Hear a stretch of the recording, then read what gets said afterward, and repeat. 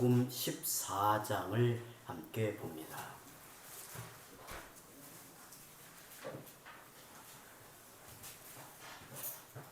하나님의 말씀 마가복음 14장 32절에서 42절까지 함께 교독합니다.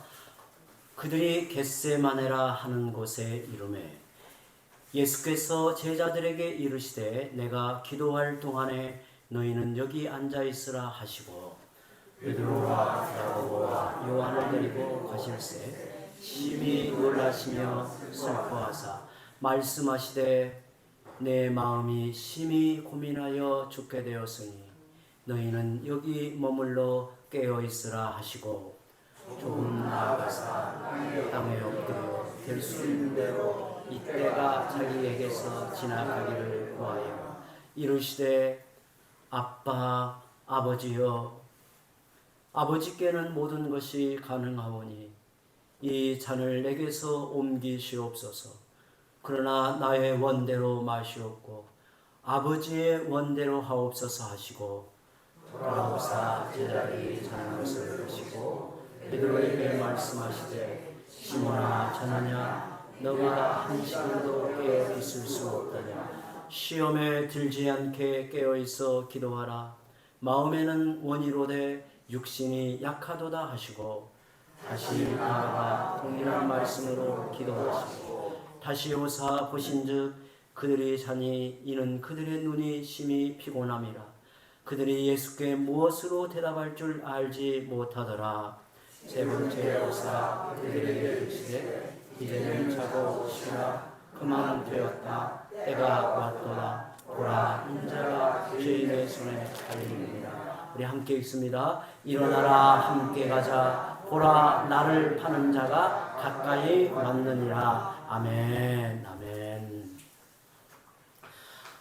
예수님은 하나님의 아들로서 이 땅에 오셔서 최종적으로 감당하실 사명은 십자가의 죽음이었습니다.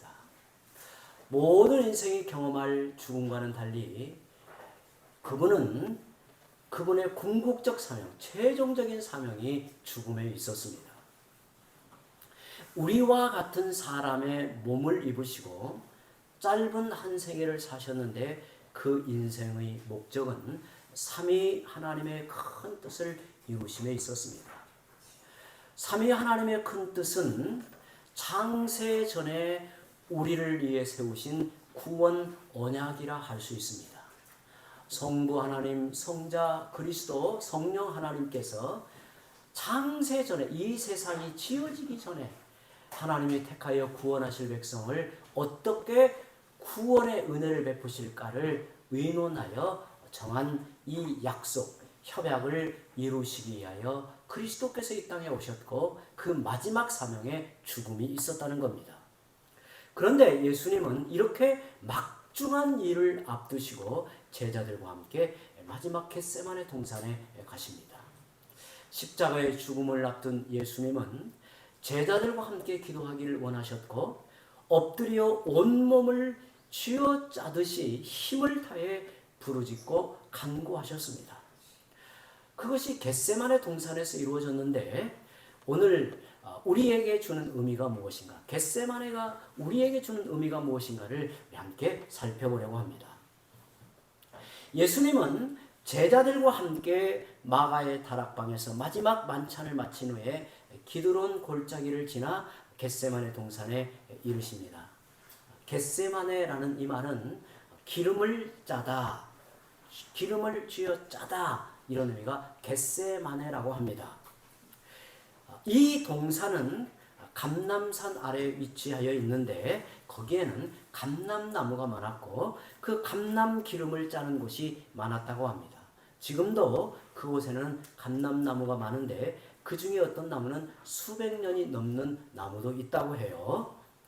예수님은 동산 아래 부근에 8명의 제자들을 남겨두시고 베드로와 야고보와 요한만을 데리고 동산 중앙에 이르러 기도하십니다.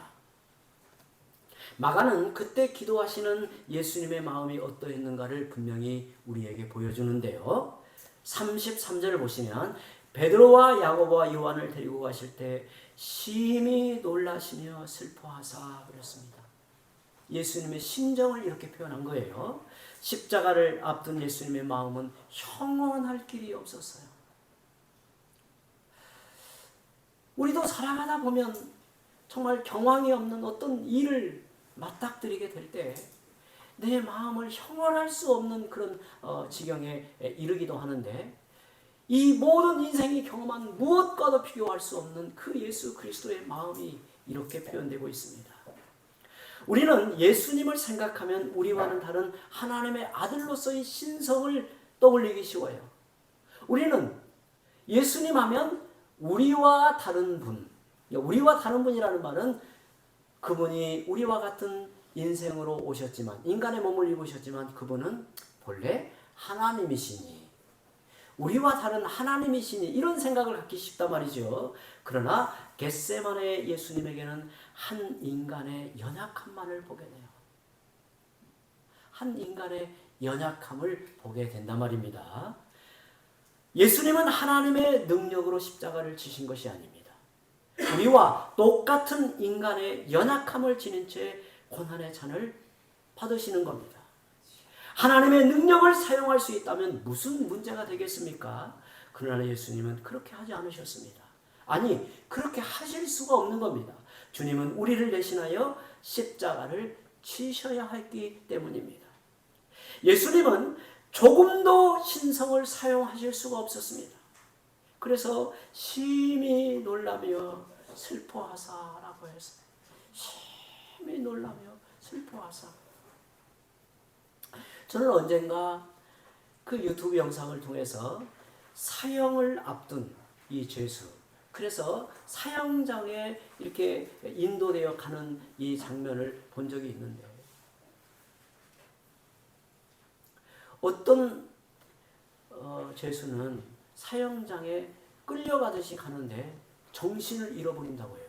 정신을 잃어버려서 그냥 똥오줌을 저리면서 정신이 나간다는 거예요. 그래서 제정신이 아닌 상태에서 그냥 사형 틀에 가는 거예요.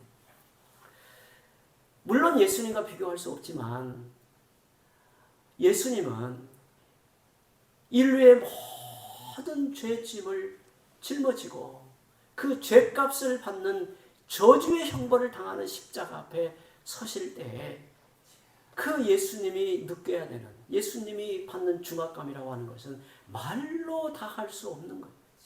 이것은 단순히 그의 목숨이 죽음에 이른다 차원이 아니에요. 이 저주의 형벌을 당해야 되는 그 자리에 가는 그 예수님의 마음이 어떠했는가를 이렇게 말합니다. 이 말은 십자가를 앞두고 기도하신 예수님의 마음이 어떠했는가를 우리에게 보여주고 있습니다.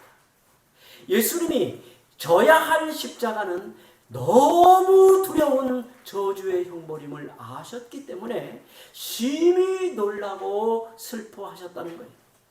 또 주님이 기도하시는 모습을 보여주는 말씀이 있는데 35절에 조금 나아가사 땅에 엎드리어라는 말입니다. 우리는 예수님이 겟세마네 동산에서 기도하실 때 어떤 모습으로 기도하셨을까? 종종 이렇게 사진이 아니 그림이죠. 보게 되면 평온한 자세, 힘을 쓰시지만 왠지 뭔가 이렇게 그 자세를 다 갖춘, 그리고 바위에 손을 얹고 기도하시는 모습을 떠올리는데, 사실은 이 말씀을 곰곰이 생각해보면 그렇지 않습니다. 예수님은 도저히 진정할 수 없어 털썩 주저앉아 엎드려 있는 거예요. 당시에는 십자가 처형이 공개적으로 행해졌기 때문에 사람들이 그 두려운 고통을 익히 알고 있었습니다. 십자가형을 받는 죄수가 어떻게 죽어가는가를 잘 알고 있었어요. 예수님은 그 밤에 엎드려 무엇을 기도하셨을까요? 그 기도하신 내용을 보자면 예수님의 마음을 헤아려 보게 되는 겁니다. 36절에 보면 예수님은 그 밤에 이렇게 기도하십니다. 아빠 아버지요, 아버지께는 모든 것이 가능하오니 이 잔을 내게서 옮기시옵소서. 그러나 나의 원대로 마시옵고 아버지의 원대로 하옵소서. 이렇게 기도합니다. 예수님은 십자가의 죽으심을 위해 오셨지만 막상 그 죽음 앞에 서실 때는 그 심정이 어떠했는가를 보여주고 있습니다. 성부 하나님의 보내심을 따라 이 땅에 오실 때 그분은 이미 그 마음 가운데 그의 온 삶에 새겨진 사명이 있었어요. 그것은 바로 대속의 죽음을 당하는 십자가 형벌 앞에 서는 것이 어찌 보면 그 주님의 인생 걸음 속에서 너무도 분명했어요. 그리고 그 길을 향해 한 걸음 한 걸음 나아갈 때 조금도 흩어짐이 없었어요. 주저함이 없었어요. 그런데 막상 이제 눈앞에 그 십자가의 죽음을 앞두시고는 예수님의 마음이 이렇게 표현되고 있습니다. 예수님이 이렇게 몸부림을 치며 기도하시는데 함께 동행했던 제자들은 잠을 자고 있습니다. 주님은 왜 홀로 기도하러 가시지 않고 세 제자들을 데려가셨을까요? 저는 이 부분이 종종 궁금하였어요. 왜 세 제자를 그 기도하는 마지막 자리에 함께 동행하였을까? 저는 주님의 마음을 짐작하게 하는 부분이라고 생각합니다. 다 함께 가실 수도 있었지만 주님의 그 놀라시는 모습을 보이고 싶지 않으셨을 거라고 생각이 돼요. 그 형언하기 어려운 그 심정을 제자들에게, 그대로 모든 제자들에게 보이고 싶지 않으셨을 거라는 생각이 들어요. 또 혼자 가실 수도 있었지만 홀로 마지막에는 이 세 제자와 함께 가셨던 것은 이 두려운 고통을 이겨내기 힘드셨던 것을 보게 돼요. 그래서 친밀했던 제자 3명을 데리고 가십니다. 하지만 그들도 그 자리에선 잠을 자고 있습니다. 37절에 보시면 돌아오사 제자들이 자는 것을 보시고 베드로에게 말씀하시되 시몬아 자느냐? 너가 1시간도 깨어 있을 수 없느냐? 이렇게 말씀하십니다. 어찌 보면 어느 누구도 아닌 그야말로 홀로 이제 십자가 앞에 서실 준비를 하는 겁니다. 예수님은 하나님의 아들이셨지만 십자가를 지시는 자리에 나아가실 때는 그는 우리와 같은 인간의 몸으로, 인간의 연약함을 가지고 나아가십니다. 그때 어떤 심정이었을까요? 마지막 너무도 중압감, 큰 두려움, 슬퍼함이 너무나 차올라서 곁에 세 제자를 통행하여 그 자리에 갔지만 그 제자들마저도 잠을 자고 있습니다. 이제 홀로 예수님은 그 앞에, 하나님 앞에 엎드려 있는 거죠. 예수님이 베드로에게 말씀하신 후에 또 나아가 기도하십니다. 온몸을 쥐어 짜듯이 힘을 다해 같은 내용의 기도를 하나님 앞에 드리셨습니다. 그리고 돌아와 보니 여전히 제자들은 자고 있었습니다. 또 예수님은 제자들을 깨우시고 3번째로 나아가 기도하시고 돌아와 보니 제자들은 곤히 자고 있었습니다. 왜 하나님은 십자가를 앞둔 예수님이 겟세마네 동산에서 기도하시는 모습을 사복음서에 기록하게 하셨을까요? 이 장면을 4개의 복음서에 기록하여 우리에게 전하시는 이유가 뭘까요? 과연 겟세마네의 기도는 오늘 우리에게 어떤 의미를 줄까요? 십자가를 앞두신 예수님이 겟세마네에 이르신 의미가 뭘까요? 저는 오늘 간략하게 4가지를 함께 생각하면서 오늘 우리에게 적용해 보려고 합니다. 첫째로 겟세마네의 기도는 예수님 그분을 깊이 알게 하고 또한 사랑하게 합니다. 십자가를 앞둔 예수님의 마지막 처절한 기도를 이해하게 되면 그분을 이해하게 되고 더욱 사랑하게 하는 겁니다. 예수님의 인성이 가장 선명하게 드러난 곳이 있다면 겟세마네일 것입니다. 주님은 십자가를 앞두고 너무도 두렵고 괴로워서 겟세마네 동산에 가셔서 하나님께 엎드려 아버지께는 모든 것이 가능하오 이 잔을 옮겨달라고 기도하셨습니다. 우리는 한편에 이런 반문을 할 수 있습니다. 어찌 예수님이 이런 기도를 하실 수 있을까? 좀 더 아주 멋있는 연출로 죽음을 맞이했다면 어찌했을까? 이렇게 생각하기 쉽지만 이 모습에서 예수님이 우리와 같은 한 인간임을 깊이 깨닫게 돼요. 예수님을 이해하게 돼요. 어찌 보면 사복음서의 예수님의 모든 행적을 넘어서 예수님을 깊이 이해하게 하는 말씀이 바로 이 장면이에요. 저는 이 장면이라는 생각이 자꾸 들어요. 우리는 주님이 얼마나 자신을 낮추고 비우셔서 한 인간이 되셨는가를 알게 됩니다. 예수님은 이 땅에서 우리와 같이 모든 일을 경험하신 분입니다. 우리가 당한 유혹을 당하셨고, 우리가 경험한 배고픔을 겪으셨고, 40일간 금식도 하셨습니다. 우리가 고민하고 갈등하는 인간관계에서 자기 마음이 무너지는 고통을 하나도 빠짐없이 경험하신 분입니다. 우리는 겟세마네 동산에서 우리와 같은 한 인간으로 기도하시는 예수님을 이해하고 그분을 사랑하게 됩니다. 그 밤에 홀로 동산에 가지 않으신, 그리고 제자들과 함께 가신 주님을 이해하고 사랑할 수 있게 됩니다. 그곳이 바로 겟세마네라고 하는 것입니다.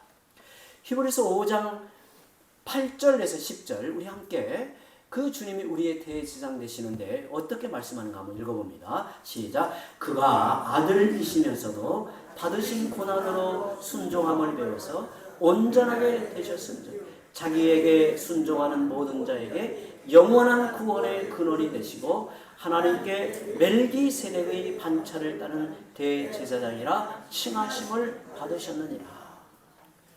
우리에게 있는 대제사장은 우리의 연약함을 채울하시는 주님이십니다. 대제사장이라 하면 우리가 하나님께 나아갈 때 중보자로서 우리의 나아감을 돕는 분입니다. 대제사장의 역할은 하나님의 백성이 하나님께 나아갈 때 그 하나님을 만나고 하나님의 은혜를 입도록 중개하는 역할을 하는 거예요. 그런데 대제사장은 우리의 연약함을 채울하시는 주님이라는 말은 우리의 연약함을 다 맛보셨다는 거예요. 우리의 연약함을 다 겪으셨단 말이에요. 우리는 왜 겟세마네의 기도를 기억해야 할까요? 그 기도를 통해서만 우리가 주님을 깊이 이해할 수 있고 사랑할 수 있기 때문입니다. 기도하지 않고는 주님을 이해할 수가 없어요. 기도하지 않고는 주님의 심정을 이해하기 어려워요. 우리가 성경을 많이 알고 신학의 지식이 있다고 해서 하나님을 깊이 아는 게 아닙니다. 저는 어찌 보면 예수님을 깊이 이해하고 그분의 은혜를 붙들게 하는 기도가 이 겟세마네 기도에서 드러났다고 봅니다. 저는 기도의 영적 깊이와 기도의 중요성에 대해서 신학교에서 많은 훈련을 받았고 깊이 깨닫는 기회가 되었습니다. 너무도 어렵게 공부했던 신학교 시절에 기도할 수밖에 없었고 지금 와서 보니 어찌 보면 기도는 가장 중요한 신학의 수업이었습니다. 기도하면 이해할 수 있고 사랑하게 됩니다. 저는 이게 참 중요하다고 봐요. 기도하면 이해할 수 있고 사랑하게 됩니다. 하나님도 그렇습니다. 기도할 때 더 깊이 알게 되고 사랑하게 돼요. 목회도 그렇습니다. 성도들을 깊이 이해하고 품고 사랑하는 것이 기도로서 가능합니다. 우리는 기도를 통해서 이해하고 사랑하는 법을 배웁니다. 겟세마네는 우리가 주님을 더 깊이 알고 사랑할 수 있는 유일한 길로 우리를 안내하는 것입니다. 둘째로 겟세마네는 예수님이 가신 길과 성도들이 가야 할 길을 보여주는 곳입니다. 특히 우리가 이 땅에서 어떤 길을 가야 하는가를 보여주고 있습니다.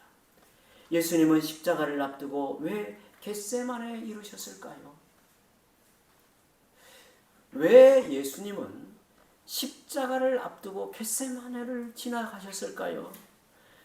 예수님에게 맡겨진 그 일을 다른 방법으로는 이룰 수가 없었기 때문에 그렇습니다. 저는 이렇게 생각합니다. 십자가를 감당하기 위한 자리, 십자가를 향하게 하는 자리, 십자가를 오로지 바라보고 뒤돌아서지 않고 나아가게 하는 자리가 겟세마네라는 생각이 들어요. 오늘 우리에게도 그래요. 오늘 우리에게도 그래요. 왜 우리가 십자가의 그 은혜를 놓치게 되는가? 그 십자가의 은혜가 우리의 삶에 있어서 더욱 분명해지고 우리의 인생을 새롭게 만들지 못하는가? 겟세마네라는 과정을 지나지 않기 때문이라고 생각합니다.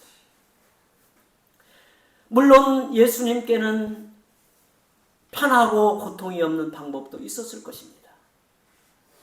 그 중에 하나는 하나님의 능력을 앞세워 하나님 되심으로 악을 대항하여 싸우는 겁니다.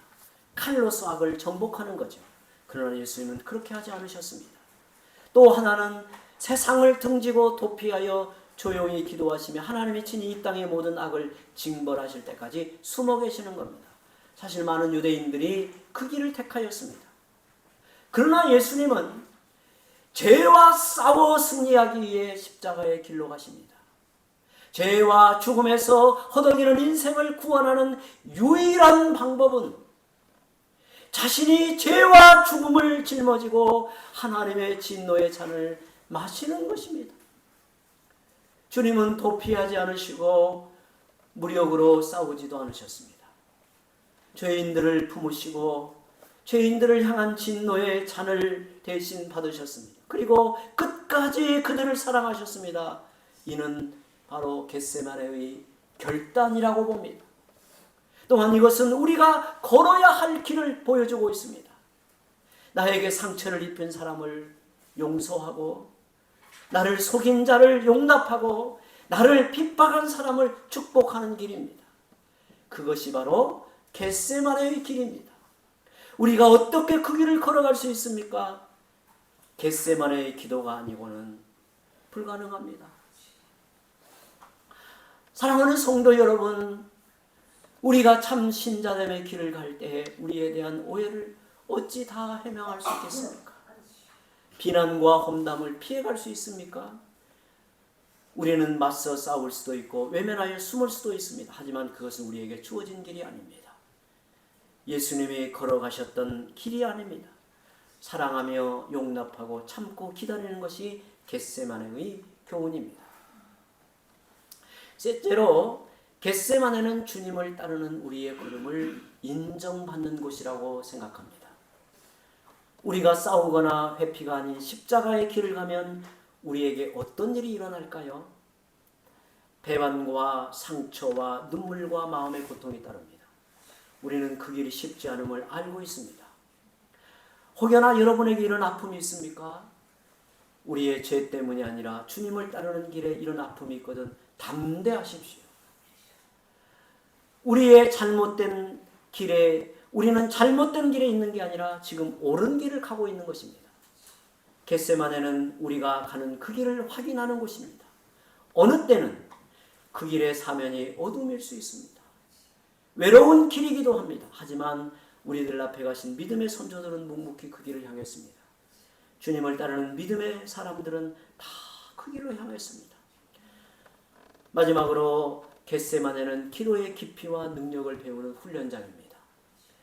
기도의 신비한 능력을 경험하는 곳입니다. 왜 우리는 기도해야 합니까? 왜 우리는 겟세마네 기도가 필요합니까? 그 이유는 오직 이것을 통해서만 영적 싸움에서 승리하는 능력을 구비할 수 있기 때문입니다. 내게 주어진 잔이 너무도 무겁습니까? 주님을 닮아가는 그 길이 너무나 힘겹습니까? 주님이 엎드려 간구하신 그곳을 찾아가시기 바랍니다. 내게 있어 겟세마네 동산을 만드십시오. 사실 주님은 겟세마네 동산에 차주하셨습니다. 주님은 중요한 일을 앞두고 홀로 겟세마네 동산에서 기도하셨습니다. 주님에게 그곳은 낯선 곳이 아닙니다. 평소 늘 기도하시던 곳에 그날 밤에도 거리낌 없이 그 자리를 향했습니다. 자기의 삶 속에 부르짖는 기도의 동산이 있는 사람은 복된 줄로 믿습니다. 여러분, 하나님을 깊이 대면하는 기도의 장소를 정하십시오. 골방이든 교회든 어느 곳이든 나의 기도의 장소를 만드십시오. 여러분의 마음이 곤고해질 때, 여러분의 마음이 상하여 괴로울 때, 인생의 헛됨 앞에 참으로 허망하여질 때, 여러분이 찾아갈 겟세마네 그 기도의 장소가 있다면 참으로 복된 것입니다. 깊고 담대한 기도는 십자가를 지고 갈 능력을 받습니다. 기도는 악을 사랑으로 맞서게 하는 하나님의 능력이라 할 수 있습니다. 예수님과 같이 겟세마네가 아니면 우리는 결코 그 길을 걸어갈 수 없어요. 이는 십자가를 앞두고 겟세마네 동산에서 온몸을 쥐어짜며 힘을 다해 기도함으로 우리에게 베푸신 중요한 가르침이었습니다. 주님은 친히 삶으로 우리에게 보여주신 겁니다. 십자가의 길을 가는 것은 이 방법 외에는 없다라고 주님이 앞서가시며 우리에게 보여주신 것입니다. 우리 함께 기도합니다.